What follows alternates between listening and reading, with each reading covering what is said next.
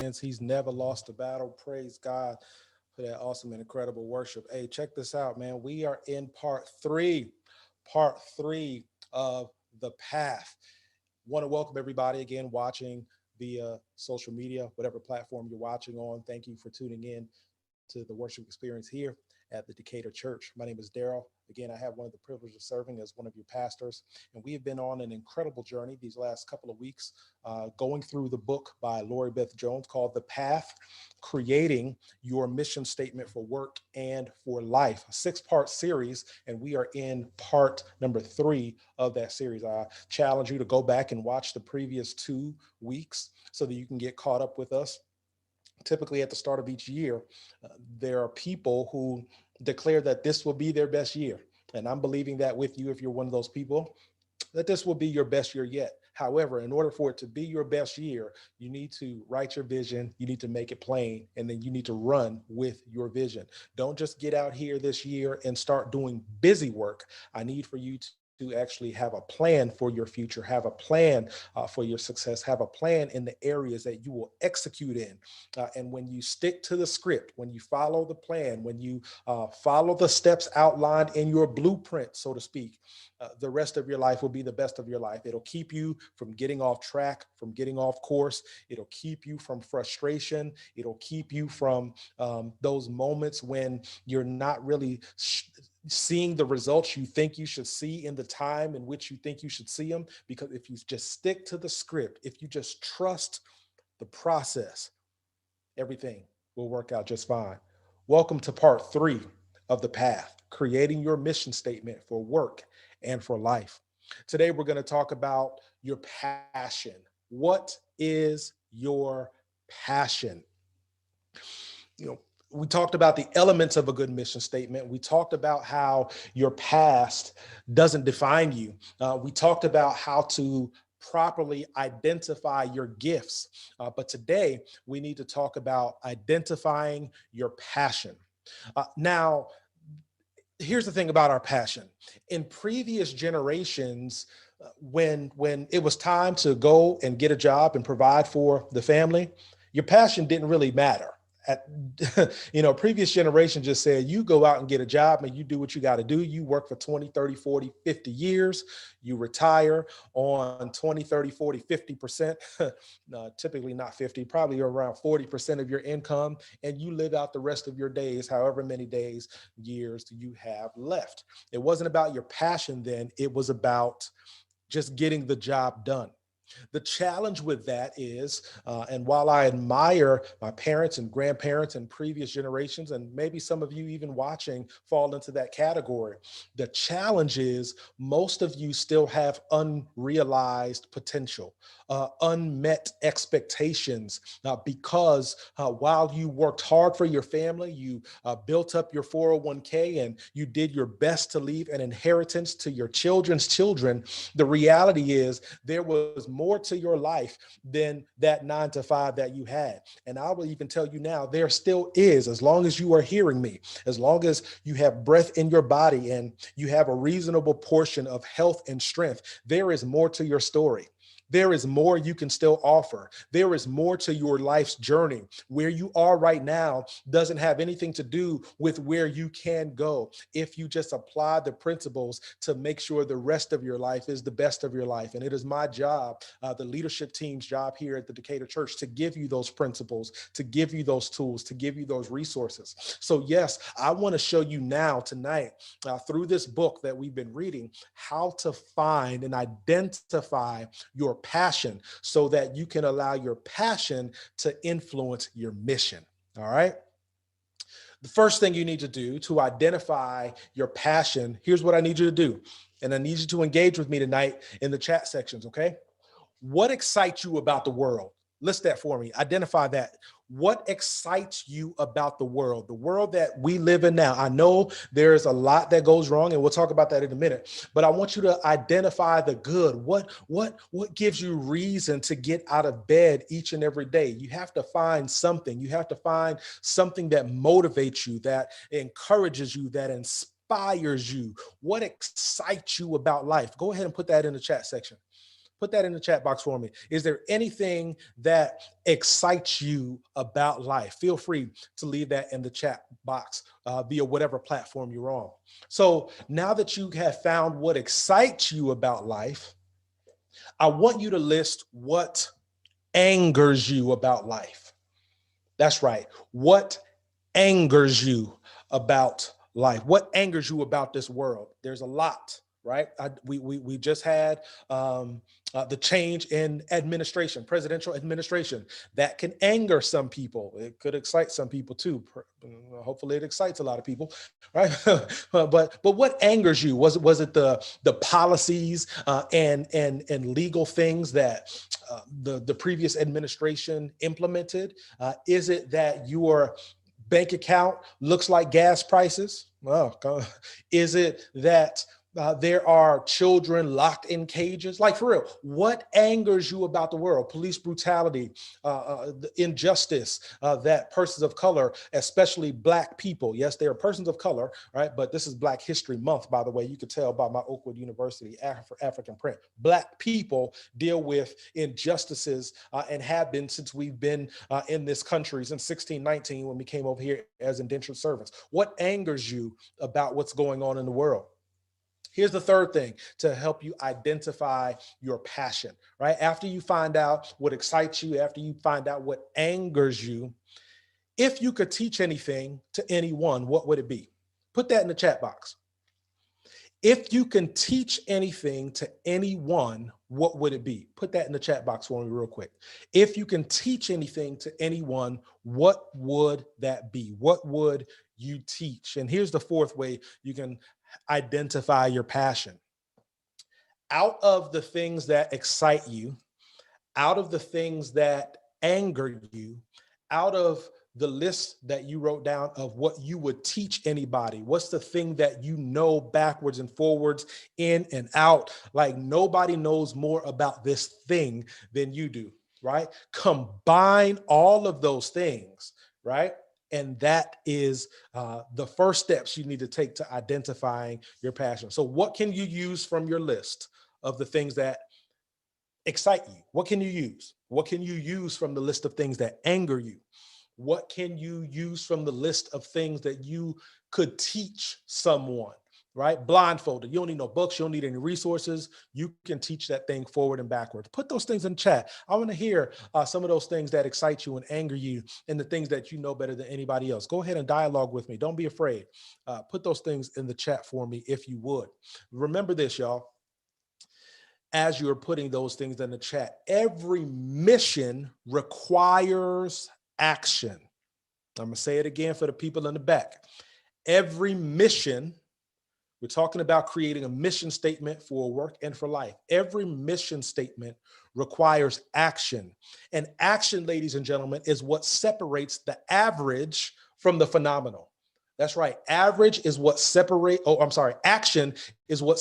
the average from the phenomenal. Most people don't get the results they're looking for in life because they refuse to act upon the idea, right? God gives you an idea, but you wait, right? You say, oh man, the time isn't right, or I just got this job or promotion, so I can't start that business. I just don't have enough time in the day, even though time is the great equalizer. Everybody has the same amount of time in each and every day, right? The same 24 that Warren Buffett and Jeff Bezos and Elon Musk and all these wealthy people have, the same time is available to you. Or maybe you're saying, I'm not qualified, I don't look good enough, or I'm not healthy enough, I don't have the necessary education, I don't look the part, right? All of these excuses are what you have made up in your mind to hinder your destiny. And then here's what happens after a few years of unrealized expectation, unmet dreams, right? Unfulfilled desires. What happens after a few years is resentment sets in. Then you see somebody who had the nerve to execute on the idea that God gave you. God told you that that was your wife, but you were so scary, you didn't open up your mouth and spit your game. You ain't you ain't pop a mint through that mask, and you ain't go whisper in the air, hey, what's up, sweetheart? How you doing? right? Now somebody had the courage, that brother down the street had the courage to talk to her, spit his game. Now he got 3.5 kids. They living happily ever after. And you looking like, man, I done missed out on my blessing. Why? Because you refuse to act on the thing that God has told you. Or maybe God gave you an idea to start a business, right? Or start an organization. And because of your fear, you just sat on the idea. Yeah, you went to work every day and you said, well, I'll just do it later. I'll do it later. I'll do it later. Later never came. Now you look on TV. Now you're scrolling through social media and someone had the nerve to give that thing that you were supposed to do some energy. And because they gave it the energy it needed, they now started that business. They now started that practice. Now they're financially free. Now they're impacting the world in ways you were called to impact the world. Their bank account don't look like gas prices. Now they got the money. Now they're taking the vacations. Now they're taking the trips. Now they're living the life that you could have had. But the only thing that separates them from you is action. They're not even as gifted as you. They're not even as talented as you. They don't even look as good as you. But you let your inactivity hinder your greatness. Every mission, ladies and gentlemen, is about action. Now, here's what I'm going to do. I'm going to list several action words. All right. I need you to listen carefully right here. I need you to get a pen and paper. I need you to get your fingers ready, your thumbs ready so you can type in the chat. I'm going to list several action words because your mission statement should provoke action, right? I'm going to list some verbs. I'm going to list some action words. When you hear the ones that resonate with you the most, I want you to type that word in the chat. All right. Type it in the chat, write it down on your paper. All right. I'm going to prompt you into action. Let's see which one resonates with you. Which one of these action words do you identify with? Accomplish, advance, amplify,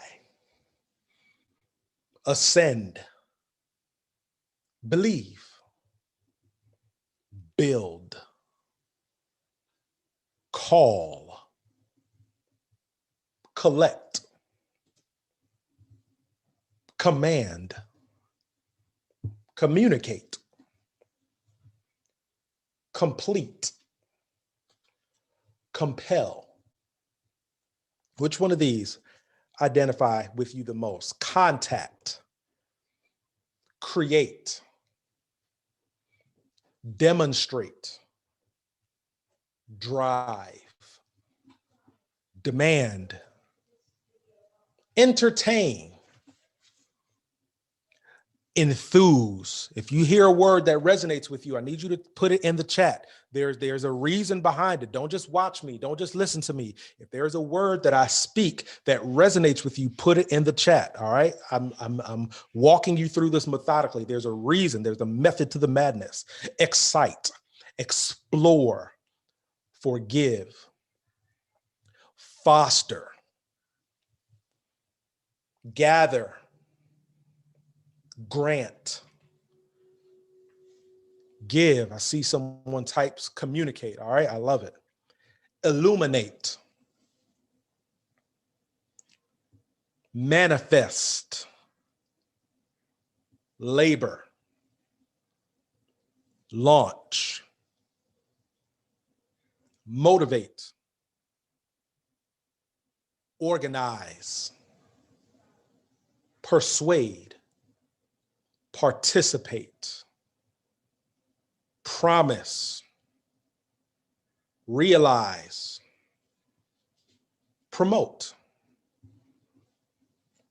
meditate. I see you. Create. I see you. I see you. Wesleyan, you said organize. I see you. Frida, you said promote. All right, let's keep going on. Relax, respect, restore, sacrifice, speak, touch, take, validate, verbalize, worship, yield. Yeah, verbalize. Wesleyan says verbalize. Lady D says promote and motivate. Barbara Stewart says create. That's right. Listen, guys, all of these are the beginning phases of identifying your passion, right? Identifying your passion and identifying your mission. Why did I have you type those in the chat? Because when you see a word, when you hear a word, and then when you write a word, it connects in your brain. Watch this. Neuroscience suggests that we are up to 140% more likely to fulfill our passion, to fulfill our dreams, and to fulfill our goals if we write them down. And I'm having you write down these action words because it will prompt you psychologically. From neuroscience suggests that you writing it down will actually prompt you to act. So those of you who said verbalize, because you wrote it, typed it out, it will prompt you to be more verbose. It will prompt you, Lester Scott, to communicate. It will prompt you, Wesleyan, to restore, to build, to motivate. Those of you who said to create, that's why I had you write those words down. All right. Now, here's what I need you to do. Here's what I need you to do. I need you to look at that as puzzle piece number one. Puzzle piece number one is identifying those action words. All right. Here's puzzle piece number two. Let me give you puzzle piece number two. I need you to determine your core value. Determine your core value. What do you stand for personally? What are you willing to devote your life to? If money was not an object and there's the thing that you would do all day, every day, or if there's a thing that drives you, it's your core value. What is that thing? And I want you to write that down as well. All right, that's puzzle piece number two. So your action is now going to meet up with your core value. And now I'm going to give you puzzle piece number three. Puzzle piece number three. I'm going to list some more words for puzzle piece number three. Listen, guys, your mission, if it only helps you, it's not a mission. Your mission must be bigger than you. Your mission, ladies and gentlemen, must be to assist the greater collection of people, right? If your mission is, hey, I'm going to be a millionaire by a certain age, or I just want to survive, right? That's a goal. That's not a mission. That's not your mission in life. Your mission is to help a group of people or an organization. I'm going to give you a list of people groups and organizations. And I want you to write again in the chat section, which one identifies with you the most. All right. Which one of these identify to you?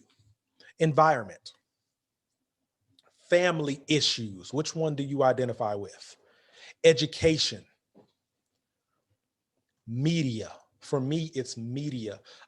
Just a quick aside. So I had a successful career in IT, kind of in the break fix, networking, telephony fields.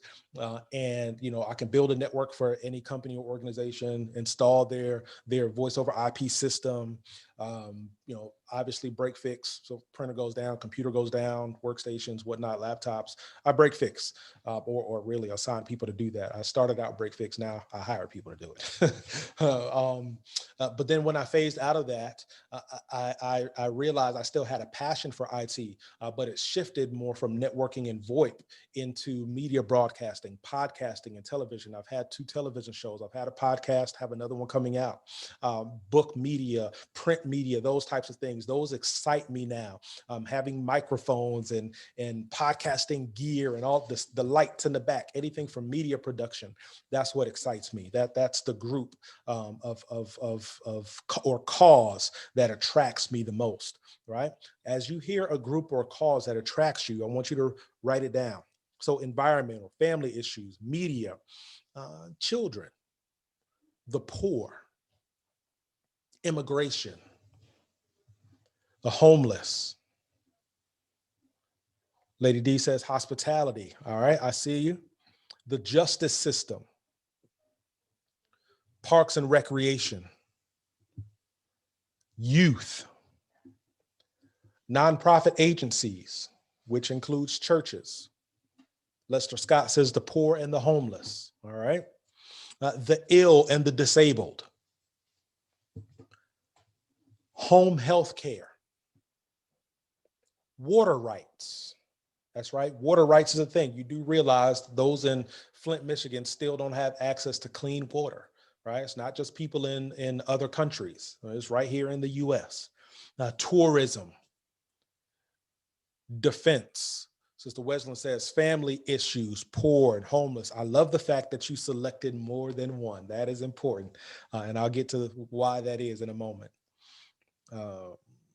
Child protection, space exploration, animal rights, literacy, civil rights and social justice issues, real estate, finance, art, music, computer technology, religion, community development, biotech, medicine, women's empowerment, broadcasting, gardening, printing and publishing, or reproductive issues.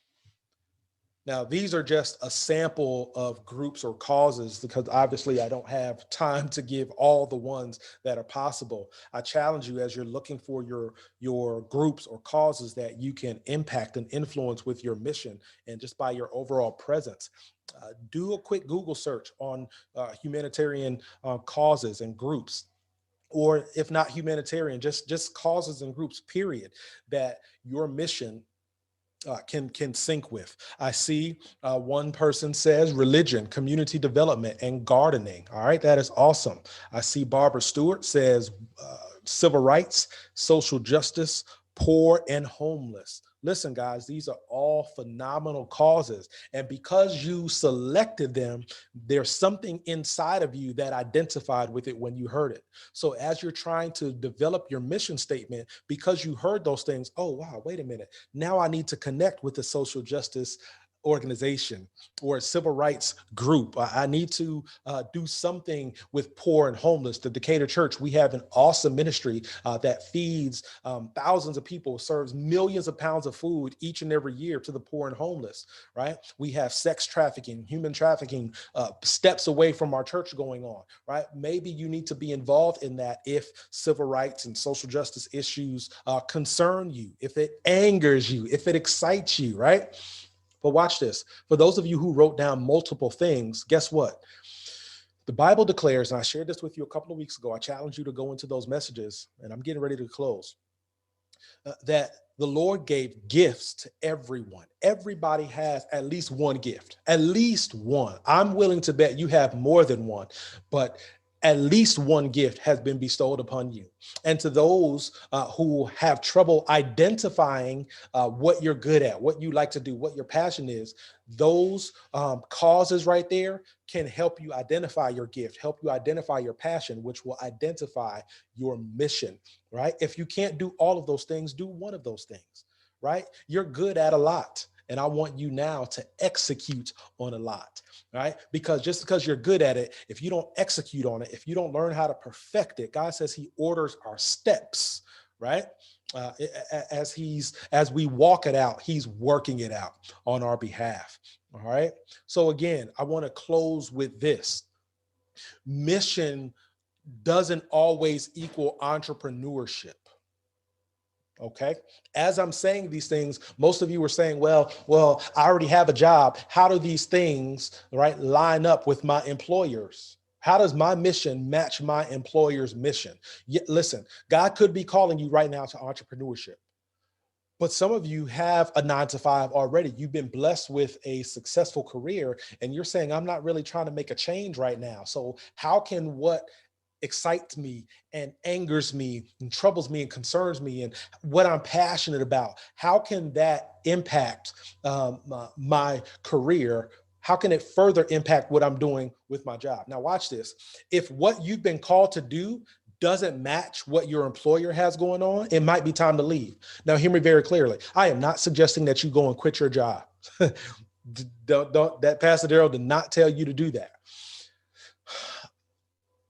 I used to, many years ago, kind of early in my IT career, I was blessed to have been promoted as a manager in the IT department at a successful law firm.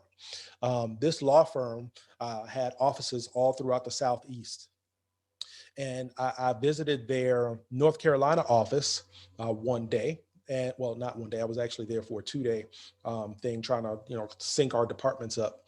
And I discovered that this law firm represented one of the largest manufacturers of cigarettes. And something didn't sit right with me because I knew people who were struggling with lung cancer, struggling with trachs because they were smoking and all that stuff. And I wasn't holier than thou. I still ain't. But something just didn't sit right with me. I was like, this isn't ethical for me. They had clients. It was a law firm, so they had clients all over the place. But once I found out that they represented the nicotine company, the company that was responsible for putting out a product that people would consume that would cause cancer. Granted, I know it's an individual's choice, but the fact that they represented them just never sat with me. I didn't even know what my mission statement was at the time. I just knew that wasn't for me. And I was like, God, I thank you for this job, but the same way you blessed me with this one, I need you to bless me with another one, because this doesn't work for me. And what I believe what I believe I'm supposed to do. At that time, I didn't even know what I was supposed to do. I wasn't in ministry or nothing like that. But I just knew something was off. So as you're identifying your mission, if there's something that you've been called to do and it doesn't fit with what your employer has going on, don't be afraid to ask God to bless you with something else. Now, don't just up and leave tomorrow talking about, I quit. I've been there before too. That was stupid. Right? Don't do that. Do it decently and in order. God blessed you with that job. He'll bless you with another one. As you're walking it out and figuring out what your mission and your passion is, he'll reveal to you as you're on your journey towards this, he'll reveal to you what's right and what's wrong. So if it's wrong, no problem. God will bless you with something else. But if it's right, now it makes it more meaningful to have to get up and go to work every day. Because what you've been put on this earth to do and the job that you have right now they mesh. Now you realize that, oh, wait a minute, I can add value in this area and in that area and make my company better because of my presence, not just me here collecting a check. So many people are on their jobs right now just getting a check and not adding value. Now that you have identified your purpose, your passion, and your mission in life, now you can add value on your 9 to 5, add value to whoever your employer is, and it will make the relationship that much sweeter. Let me leave you with this. As you're crafting your mission statement, ladies and gentlemen, make sure your mission statement is inspiring. Okay. If it begins with, hey, my mission is to survive, or it's to retire at 50, right? Again, as I said earlier, those are goals. That's not a mission statement. Don't confuse a goal with a mission. Once you've identified your mission, then you set out goals to help you fulfill your mission, right? Make sure your mission, as I recap, make sure your mission benefits a collection of people, not just you or one person. Right? I want to retire my spouse at whatever age so we can travel the world. That ain't a mission statement. Right? That's a goal you have in life. Make sure your mission statement can be understood by a child. All right. It has to be so simple that a child can understand it. And lastly, make sure your mission statement is specific. Don't say my mission is to help others succeed. Okay, that sounds nice, but who are you helping succeed? How are you helping them succeed? In what areas are you helping them to succeed, right? Specific missions bring about specific results. I'm believing, ladies and gentlemen, I know for a fact that God has called you to fulfill a specific mission in this life. And the sooner you identify with that mission, the sooner you walk in your passion and in your purpose and in your calling, the rest of your life will be the best of your life. And you'll be on your way to living your blessed life through Jesus Christ, your Lord. I can't wait to see how you execute on your mission and identify that thing, execute on that thing in the future. God bless. Now, ladies and gentlemen, there is someone out there who you're saying, you know what? I don't have a mission. I don't have a calling. I don't have a purpose. I've done too much. I've strayed too far. Your past doesn't dictate your future. I just completed a book and it'll be released on March the 1st, Monday, March the 1st. And as I was writing that book, there's a lot of punctuation marks in that book. Well, at the end of chapter 1, there's a period. But if you turn the page, there's a whole nother section of information. I just challenge you right now, for those of you who think you've done too much and gone too far, turn the page. Don't stop. And if you feel you've reached the end of the book, do me a favor, write another one. This is my 3rd book, and I'm going to keep writing books until Jesus comes, because there's always value that you can add. As long as you have breath in your body, there is value, there is purpose, there is calling, there is destiny, there is a future for you. You haven't done too much, you haven't gone too far, but you got to make the decision right now that you are going to claim the rest of your story. And in order to do that, I need you to do me a favor. I need you to say, Lord, help me to claim my future in you and in this world. I turn away from my past and I look forward to the great things you have in store for me. Forgive me for my sins. Move me into my destiny. I believe if you said those words, number 1, you got saved. And number 2, you just got one step closer to adding value to people, to walking in your purpose, and making sure you are living your blessed life through Jesus Christ. If you are looking for a church and you are looking for a community, a body of people who are like-minded and want to assist you getting to the next level, and you can assist them, and we can all bounce ideas off of each other, whether it be about the Lord and salvation or purpose and identity and whatever those things are, just a group of people to do life with, we would be honored to do life with you at the Decatur Church. Do me a favor, text the word decision. That's right, the word decision to 619 Decatur. The word decision to 619 Decatur. A member of our communications and media team will get your request, and we'll be in touch with you and show you how we can all do life together. Listen, don't do this thing by yourself. Your purpose is bigger than you, right? And you're going to need some people to help you fulfill your purpose. We are that set of people. I, Pastor Ross, we will be honored to lead you, to be your pastors.